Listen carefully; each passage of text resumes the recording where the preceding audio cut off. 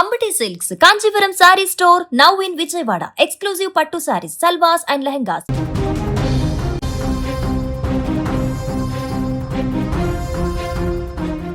America Iran మధ్య నెలకొన్న యుద్ధ భయాన్ని పోగొట్టేందుకు రష్యా ఇప్పుడు వ్యూహాత్మక అడుగు వేసింది. ఇస్లామాబాద్ వేదికగా జరిగిన శాంతి చర్చలు విఫలమైన వేళ రష్యా అధ్యక్షుడు పుతిన్ రంగంలోకి దిగారు.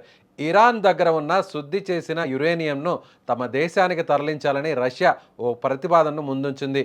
ఈ ఒక్క నిర్ణయంతో అటు పశ్చిమ దేశాల ఆందోళనను తగ్గించడంతో పాటు ఇటు ఇరాన్ అణు అవసరాలను తీర్చేలా రష్యా ఒక మధ్య మార్గం చూపింది. ఇరాన్ తన యురేనియంను రష్యాకు పంపితే అక్కడ దానిని మరింత సాంకేతికతతో శుద్ధి చేసి కేవలం విద్యుత్ ఉత్పత్తికి మాత్రమే పనికొచ్చే అణు ఇంధనంగా మార్చి తిరిగి ఇరాన్కు పంపిస్తామని రష్యా మధ్యవర్తిగా ఆఫర్ చేసింది. ఇప్పటికే దీని గురించి చర్చలు జరుగుతున్నట్లుగా తెలుస్తోంది. మరి ఈ రష్యా ఆఫర్ను అటు ఇరాన్ ఇటు అమెరికా ఎలా స్పందించే అవకాశం ఉందనేటువంటి విషయాలను మనం తెలుసుకోవాలి. ఇప్పుడు అమెరికాకు సంబంధించి అసలు ఈ వార్ జరిగేదే ప్రస్తుతం ఇరాన్ మీద అమెరికా ఈ స్థాయిలో దాడులు చేయడానికి, యుద్ధం చేయడానికి ప్రధాన కారణం ఇదే యురేనియం. సో ఇదే యురేనియంని శుద్ధి చేసి అది అణుబాంబులుగా తయారు చేయడానికి ఇరాన్ ప్రయత్నిస్తుంది. అందుకు తగ్గ సన్నాహాలు పూర్తయ్యాయి. అందుకు తగ్గ న్యూక్లియర్ వెపన్స్ చేయడానికి మొత్తం సాంకేతికత అంతా కూడా ఇరాన్ సిద్ధం చేస్తుంది అనేటువంటి ఆరోపణలు చేసింది అమెరికా. సో ఈ యురేనియంని శుద్ధి చేసేటువంటి విషయాన్ని, ఆ ప్రాజెక్టులన్నింటినీ పక్కన పెట్టేయాలి. ఒకానొక దశలో ఈ యురేనియంని అమెరికాకు అప్పచెప్పాలి. సో అమెరికాకు తరలిస్తే అప్పుడు ఇరాన్ చేతిలో యురేనియం శుద్ధి నిల్వలు ఉండవు కాబట్టి అణుబాంబులు చేసేటువంటి అవకాశం ఇరాన్కు రాదు. అప్పుడు ఇరాన్ చేతిలో అణుబాంబులు ఉండవు కాబట్టి పశ్చిమాసియాలో శాంతి నెలకొంటుంది. పశ్చిమాసియాలో ఇజ్రాయెల్ లాంటి దేశం మీద అణుదాడిని చేయడానికి ఇరాన్ ముందుకు రాలేదు. ముఖ్యంగా ఇరాన్ పెంచి పోషిస్తున్నటువంటి హమాస్, హైతీస్, హెజ్బుల్లా ఈ మూడు నిషేధిత సంస్థలు, ఈ మూడు నిషేధిత ఉగ్రవాద సంస్థలకు అణు ఆయుధాలు అందవు అనేది అమెరికా, ఇజ్రాయెల్ ఇప్పటి వరకు చెబుతున్నటువంటి మాట. అయితే ఇప్పుడు ప్రధానంగా ఇస్లామాబాద్ వేదికలో జరిగినటువంటి చర్చల్లో కీలకంగా మారినటువంటి అంశం ఇదే. అమెరికా ప్రతిపాదించినటువంటి ప్రతిపాదనలో అసలు ఇరాన్ దగ్గర యురేనియం శుద్ధి చేసేటువంటి నిల్వలు ఉండకూడదు, దీనికి సంబంధించినటువంటి యురేనియం శుద్ధిని ఇప్పటికిప్పుడు ఆపేయాలి అనేటువంటి ఒక ప్రతిపాదనను అమెరికా అక్కడ చర్చల్లో ఉంచింది. అయితే ఇరాన్ అందుకు ససేమిరా చెప్పింది. ప్రస్తుతం చేస్తున్నటువంటి ఈ టెక్నాలజీని మరింత పెంచి తాము అణు ఇంధనంగా మార్చి, ముఖ్యంగా అణు విద్యుత్తుగా దీన్ని మార్చుకోవడం కోసమే చేస్తున్నాం తప్ప ఎక్కడా కూడా ఇది అణు ఆయుధాలను తయారు చేయడానికి మేము ఈ యురేనియంని యూజ్ చేయటం లేదు, యురేనియంని శుద్ధి చేయడం లేదు అనేటువంటి విషయాన్ని కరాఖండిగా చెప్పింది. సో చర్చలు ఇక్కడే బ్రేక్ పడ్డాయి. అసలు ప్రధానంగా వార్ నడుస్తున్నదే, అసలు అమెరికా ఇరాన్ మీద దాడి చేస్తుండడానికి కారణం బయటకు బహిర్గతంగా చేయడానికి ఇదే రీజన్. బయట పరోక్షంగా అసలు అమెరికా వ్యూహం వెనక, అమెరికా దాడి చేయడం వెనక ప్రత్యేక కారణాలు ఉన్నాయని ప్రపంచ దేశాలన్నిటికీ తెలుసు. ఎందుకంటే ఇరాన్ దగ్గర పూర్తి స్థాయిలో పెద్ద ఎత్తున చమురు నిల్వలు ఉన్నాయి.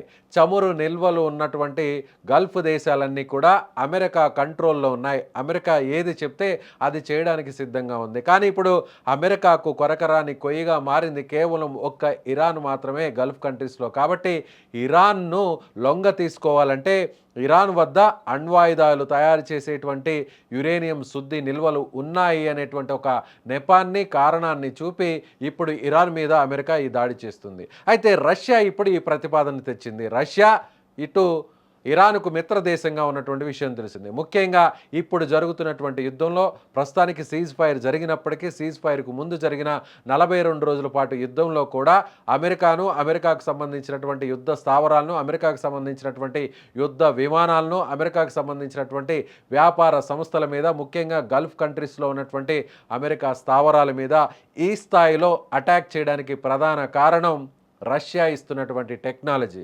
రష్యా దగ్గర నుంచి ఇప్పుడు వాడుతున్నటువంటి మిసైల్స్, అలాగే రాడార్ సిస్టమ్స్, అలాగే ఇంటెలిజెన్స్ వ్యవస్థ, ప్రతిదీ కూడా ఇప్పుడు ఇరాన్ వెనుక అమెరికా ఈ స్థాయిలో భంగపడడానికి, అమెరికా ఈ స్థాయిలో యుద్ధంలో బలహీనపడడానికి, ఇక్కడ ఇరాన్దే పై చేయి కావడానికి ప్రధాన కారణం రష్యా, చైనా.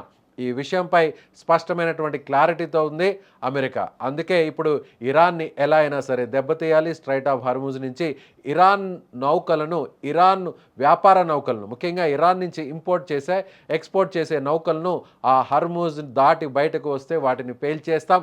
అవి ఏ దేశాలకు సంబంధించినటువంటి నౌకలైనా సరే ఇరాన్ నుంచి దిగుమతి ఎగుమతులను నిలిపివేయాలి అనేటువంటి పరోక్ష వార్నింగ్ ఇచ్చారు డొనాల్డ్ ట్రంప్. అయితే దానికి ధీటుగా ఐఆర్జీసీ కూడా, ఇరాన్ కూడా స్పందించింది. ఒకవేళ మీరు ఇదే చేస్తే, మా నౌకలను అడ్డుకుంటే, ఇరాన్ని అడ్డుకుంటే, స్ట్రైట్ ఆఫ్ హార్మూజ్ని మీరు దిగ్బంధనం చేస్తే మేము కూడా Persian of Gulf of Oman పోర్ట్స్ని క్లోజ్ చేస్తాం. సో వాటిని కూడా మేము దిగ్బంధనం చేస్తామనేటువంటి కౌంటర్ ఇచ్చింది ఇరాన్. అదే స్థాయిలో చైనా కూడా స్పందించింది. చైనాకు సంబంధించిన రక్షణ శాఖ మంత్రి ఒక స్టేట్మెంట్ ఇచ్చారు.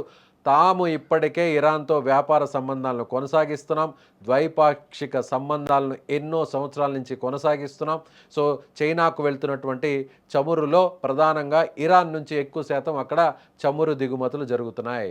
సో రెండు దేశాల మధ్య ఒక స్పష్టమైనటువంటి ట్రేడింగ్ నడుస్తున్నటువంటి నేపథ్యంలో ఇప్పుడు ఇక్కడ ఇరాన్పై అమెరికా ఇచ్చినటువంటి వార్నింగ్ అది పరోక్షంగా చైనా వ్యాపార సంస్థలకు, చైనా బిజినెస్ కూడా లింక్ అయింది, చైనా షిప్స్ కూడా లింక్ అయింది. కాబట్టి వెంటనే ముందుకొచ్చి పరోక్షంగా అమెరికాకు నేరుగా కౌంటర్ ఇచ్చింది చైనా. మా జోలికి వస్తే మీ అంతు చూస్తామన్నట్టుగా చైనా చెప్పింది.